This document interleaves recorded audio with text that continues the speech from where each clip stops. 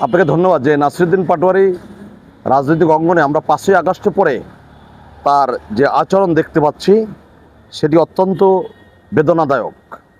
তো তিনি দেশের গুণীজন সর্বজন শ্রদ্ধ ব্যক্তিত্ব সম্পর্কে তিনি অশালীন মন্তব্য করেন, অশালীন বক্তব্য দেন, যে কারণে আমি তাকে বেশ কিছুদিন ধরে খুঁজছিলাম যাতে তাকে কিছু সুপরামর্শ দিই। তো সেদিন জাতীয় প্রেস ক্লাবে 4 আগস্টে আমি তাকে পেয়েছি।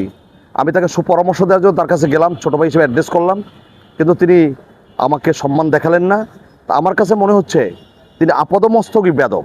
কারণ একজন সিনিয়র মানুষকে, আপনাকে একটা কথা বলি যে একজন ভিখারি রাস্তায় যদি তার জ্ঞান থাকে, যদি সুস্থ মানুষ হয়ে থাকে, যদি ভিখারি একেবারে রাস্তার, তিনিও মানুষ আরেকজনের কাছে সম্মান চান।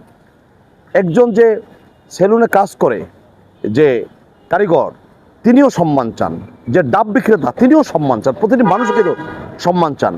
আমরা নাসিরুদ্দিন পাটোয়ারিকে এটি বলার জন্য আমি মূলত সেখানে গিয়েছি যে মানুষকে সম্মান করেন, রাজনীতির সুযোগ আছে, যেহেতু তরুণ তারা, ঢাকা বিশ্ববিদ্যালয়ের ছাত্রছাত্রী। আমার কাছে যেটা মনে হচ্ছে যে এই যে 11 দলীয় ঐক্য জোট, তাদের একজন শীর্ষ নেতা নাসিরুদ্দিন পাটোয়ারি, এই যে নেতারা তাকে সুপথে সুপরামর্শ কিন্তু দেয় না নাসিরুদ্দিন পাটোয়ারিকে।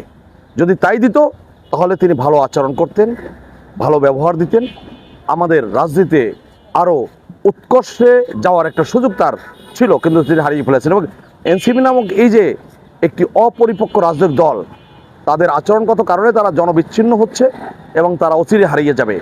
এই যে গণঅভ্যুত্থানের কৃতিত্ব দাবি করছে তারা, এটা আহাম্মকের স্বর্গে বসবাস। কারণ এই গণঅভ্যুত্থান বিএনপির নেতৃত্বে সৃষ্টি হচ্ছে। 17 বছর এদেশের মানুষ, তৌহিদি জনতা, শ্রমজীবী মানুষ, পেশাজীবী মানুষ, ছাত্র, শিক্ষক, সব মানুষ কিন্তু বিএনপির নেতৃত্বে রাজপথে এসছে এবং তার যবনিকাপাত ঘটেছে 5ই আগস্ট। সুতরাং এই কৃতিত্ব বিএনপিও দিচ্ছে না এবং মাননীয় প্রধানমন্ত্রী তিনি একবারও বলছে না যেটি বিএনপির অর্জন। তিনি বলছে সমগ্র জাতির অর্জন গণঅভ্যুত্থান।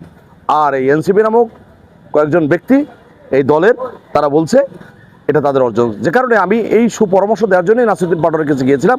তো ভালো আচরণ করে তার সাথে যারা ছিল অপরিপক্ক, একেবারে তরুণ বয়সী, আমার কাছে তারা বলেছে যে তারাও তাকে বিপদগামী করতে হচ্ছে। ধন্যবাদ।